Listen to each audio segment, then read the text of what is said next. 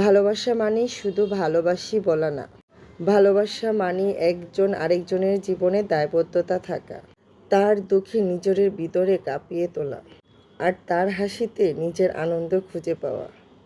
আসসালামু আলাইকুম এভরিওয়ান, সবাই কেমন আছো? আশা করি সবাই খুব ভালো আছো। আলহামদুলিল্লাহ আমিও ভালো আছি।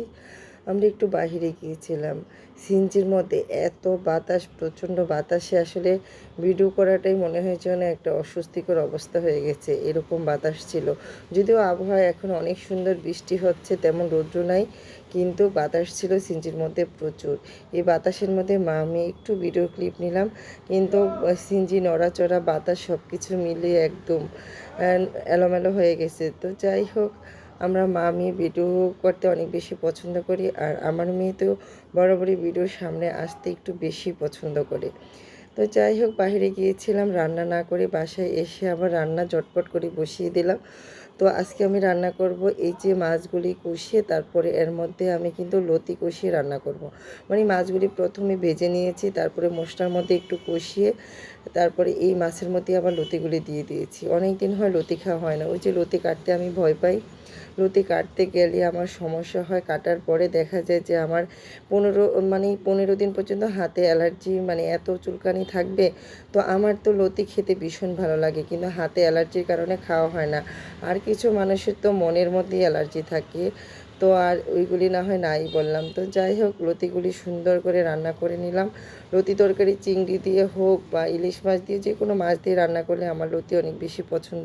কিন্তু একটা সময় লতি একদমই পছন্দ করতাম না, আর এখন অনেক বেশি পছন্দ করি। সময়ের সাথে সাথে রুচি কত পরিবর্তন হয়ে যায়, তাই না? আর এই যে মাছের ডিমগুলি দেখতে কি কালো কালো লাগছে, তাই না?